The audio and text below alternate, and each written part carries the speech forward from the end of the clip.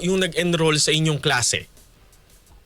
Oh, so yun nga, first yung journalism, hindi na siya perceived as stable na profession o career. Pangalawa, yung illusion ng social media na meron ka lang telepono, meron ka lang social media platform, pwede ka na mag-report, pwede mo nang gawin lahat ng mga bagay na ginagawa ng isang reporter. So yun yung mga nangyayari ngayon. Nagsi-shortcut na ayaw na ng training na napagdaanan natin. So ngayon gusto nila mag-report na kagad, gumawa ng mga content kagad na hindi kasama yung responsibility at accountability. Opo. Sir Art, ano po ang papel ng formal na edukasyon para po sa paghubog ng isang responsableng mamamahayag? Oo, nandun yung kasi yung training. Pag nag-aral ka, may formal education ka, nandun yung training, nandun yung discipline na binibigay sa'yo. So hindi lang naman uupo ka sa klase for the sake of uupo ka lang sa klase, pero nandun ka para sanayin ka. So kaya kailangan rin ng mga formal education para sa mga bagay na to. At of course, dapat talagang mga journalist din yung mga teachers mo, yung mga instructors mo, para ma-share nila sa iyo kung ano ang tamang gawin ng pagiging isang tunay na journalist. Opo. Pero di ba ho, hindi naman karamihan, yung ilan po sa ating mga kasamahan sa mass media ay hindi naman po formal na nakapag-aral din ng journalism courses noong sila po ay nasa kolehiyo pa. Oo, tama. Pero nagkaroon sila ng experience at ang nag-train sa kanila, halimbawa ikaw pagpasok mo sa kumpanya mo, Opo. meron kang mga tinitingnan ng mga tao, meron kang tinitingnan ng mga tao na ito yung nag-train sa'yo. So ngayon, pag wala kang tao na nag-train na ganun, dapat ikaw mag-aaral ka. Dapat ikaw pumasok ka sa formal education, formal training, para malaman mo kung ano talaga ang dapat gawin. So ano yung mga, kumbaga, Prof. Art, ano yung mga posible nating sabihin dito po sa mga kabataan na nais po ng instant credibility? Oo, dapat maging magpasensya muna sila, magtiis muna sila para malaman nila na merong responsibility ang pagiging journalist. So, halimbawa, ang una nilang binabato sa mainstream media ngayon, ang bagal yung maglagay ng balita, ang bagal yung magbalita, nauunahan kayo ng social media. Hindi nila alam na tayo, kaya hindi natin binibigay kagad yung balita dahil kailangan natin ng pruweba na totoo yung balita. Hindi tayo pwedeng magbigay basta-basta ng balita. We cannot sacrifice accuracy versus speed. Na ito yung sexy sa social media. Marinig lang yan na merong ganito, pupost ka agad, i-share ka. At ito yung mga pinapakinggan at pinupuntahan ng mga tao. Di ba pag balita, nauna siya, pinupuntahan ka agad. Oo. So, kaya kailangan natin ng panahon para matutunan itong mga bagay na ito. Hindi ito shortcut journalism, hindi ito shortcut profession. Ito, responsible profession itong pagiging isang journalist. Opo. Hindi ho kaya ang dahilan po ng ibang mga estudyante ay yung practicality naman. Dahil po alam nila na sa journalism po, kagaya nun parang kailangan mo munang magsimula sa baba, etc. Experience. Yung iba gusto namin na masasapatan din naman yung aming pangailangan, makakapag-abroad. Oo, tama. Isa din yun sa mga reasons kung bakit ayaw na nila ng kumuha ng kursong to. Kasi nga, ayun, kailangan mong paghirapan. Ewan ko kung meron kang kilalang milyonaryong journalism student o journalism graduate na ngayon namamayag pag siguro yung mga sumikat na talaga. Pero ito, thankless job to. Wala ka talagang pera dito na makukuha. Kailangan pa yung ibang journalist, kailangan pang magtrabaho magkaroon ng iba pang trabaho, second job, para lang makaangat sa buhay. So, gaya natin, nagtuturo tayo.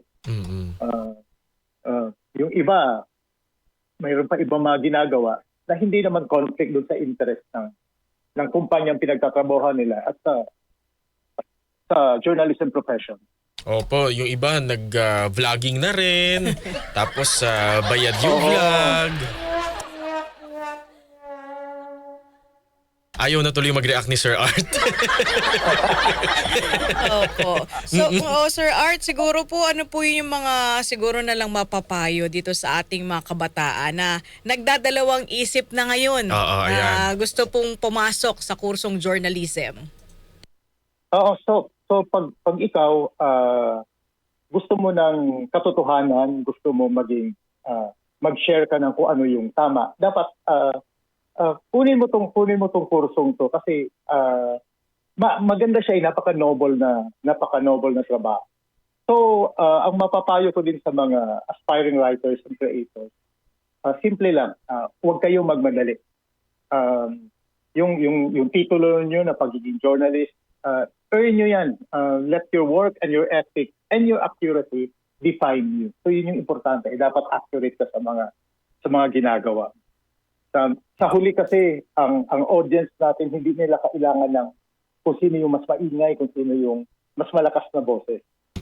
Kailangan po ng audience natin ng kahit konting boses lang, kahit bulong lang yan, pero willing to be careful, honest, and accurate.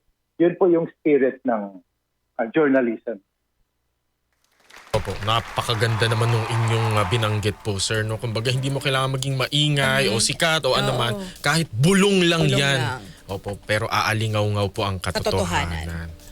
Parang gusto ko na tuloy tapusin yung interview, pero may isa pang topic, sir eh. Opo, bilang cybersecurity analyst naman, ano ang inyong opinion dun po sa plano ng DICT na ipa-verify po lahat ng mga social media accounts natin? Okay ba siya? Paglabag ba yan sa privacy, etc.? Oo. Isa yan sa mga ngayon, no? Isa yan sa mga pinag-uusapan ngayon. Para sa akin kasi medyo malaking problema yun. Kasi ang daming akong butas na nakikita. So, binasa ko yung yung draft, parang draft memorandum tungkol dyan. So, ito, ang pag-verify, nakasalalay siya doon sa SIM registration. Alam naman natin na pumalpak yung SIM registration. Kung matatandaan natin, pumalpak yung SIM registration. Pero itong batas na ito ngayon, itong policy na sinusulong nila, nakasalalay doon. So yun yung isa sa magiging problema dito. Ang pangalawang problema dito, magkakaroon ng isang central server kung saan ilalagay lahat yung mga pangalan natin. So tandaan natin na walang system na 100% secure. Pag na-hack to, nandun lahat ang mga detalye natin. Ang pangalawang problema nito, dahil dito sa centralized server na gagawin nila, yung mga bata, yung mga sa pamilya, yung mga minor de edad, ang gagawin dyan, mag-register sila sa pamamagitan ng magulang nila. Nandun lahat yung detalye nila. Pag na-hack ang system na to, lahat ng detalye ng buong pamilya nandun. So ganun, isa to sa mga delikado at may mga nakita ako mga parang sham na problema dun sa proposed policy na to. So ang uncomfortable truth kasi ngayon, cybercrime, yung cybercrime natin, hindi siya matatalo ng pagkilala kung sino yung mga may-ari ng mga devices na to. So ito yung uncomfortable truth niya. Madidefeat lang natin to pagsama-sama nating labanin to kasi full of community approach dapat.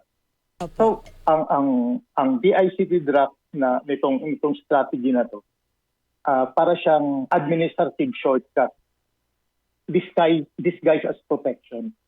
So natatakot sila, kailangan nila magkaroon ng report, kailangan nila magkaroon ng data. Gagawin nila to na shortcut lang sa isang mas malawakang solusyon. Ano ba talaga solusyon sa mga cybercrime?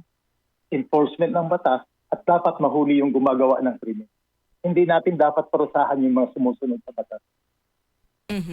Para sa iyo, Sir Art, ano po yung mga dapat na mga safeguards na ilagay para po maiwasan ng data breaches at saka yung tinatawag na identity theft?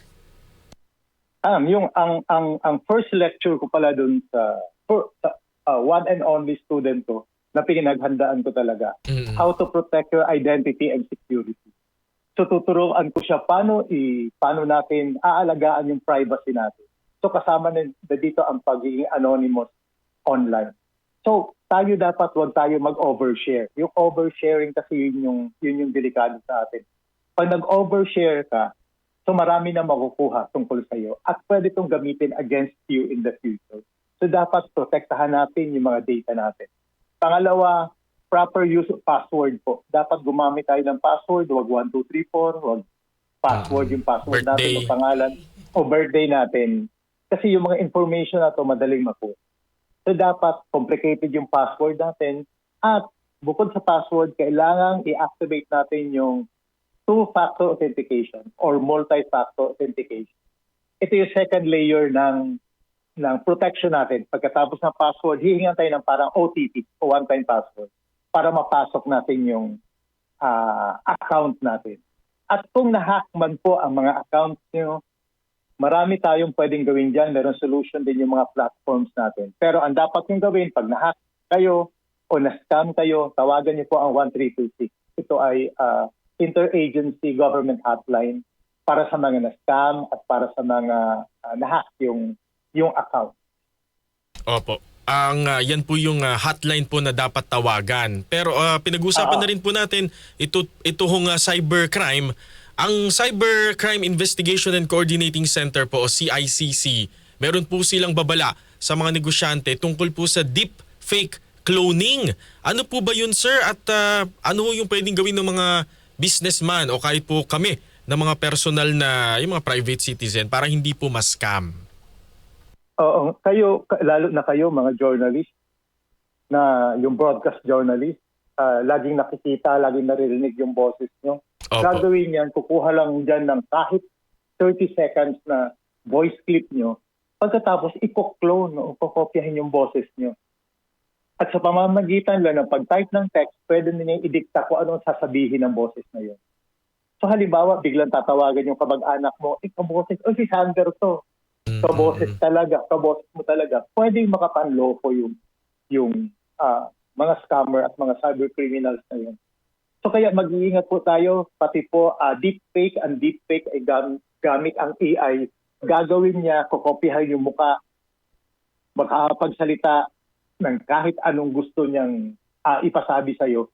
Nakala talaga ng mga tao, itsura o ikaw talaga yung nagsasalita. So ang kailangan po natin gawin, kailangan tayong maglagay ng multiple na mga safeguards tungkol dito. Pag halimbawa may pera, basta may involvement na pera, humingi ng pera sa iyo, dapat i-verify mo. Pag sa Facebook humingi sa iyo ng tulong, tawagan mo. Pag sa text humingi sa iyo ng pera, puntahan mo kung kaya mong puntahan sa bahay. Dapat dito multiple verification talaga kasi ngayon yung nakita mo yung voice, narinig mo yung voice, nakita mo yung video, hindi na po siya 100% na dapat paniwalaan kagad. Dapat mag-ingat po tayo dahil ang tatalino ng mga cyber criminals ngayon. At isa lang po ang layunin ng mga to, para kunin yung pera natin. Of course, kukuha sila ng information, manghihingi sila ng mga information na pwede nilang gamitin para makakuha din ng pera mo o pera ng mga kapamilya mo. Kasi Sandra saka Angel, pag nabiktima ka ng cybercrime, para ka nabiktima ng COVID. Kasi ang unang maapektuhan nito, ang gagawin ng mga kriminal pag na-compromise yung account mo, titignan kung sino mga kausap mo. At yun ang bibiktimahin nila isa-isa. Bukod sa'yo, sila pa mabibiktima at konsensya mo pa dahil nanakawan sila dahil sa iyo. Kaya dapat ingatan po natin ang social media accounts natin, pati mga emails natin. Of course, dapat yung telepono mo, kasi ang telepono natin ngayon, hindi na lang siya basta-basta telepono eh. ID din natin, banking natin, di ba? Mga finances natin nandun. Nakalink na Ingatan lahat. natin, nakalink na lahat. Oh. Kaya ingatan po natin ang mga device din natin.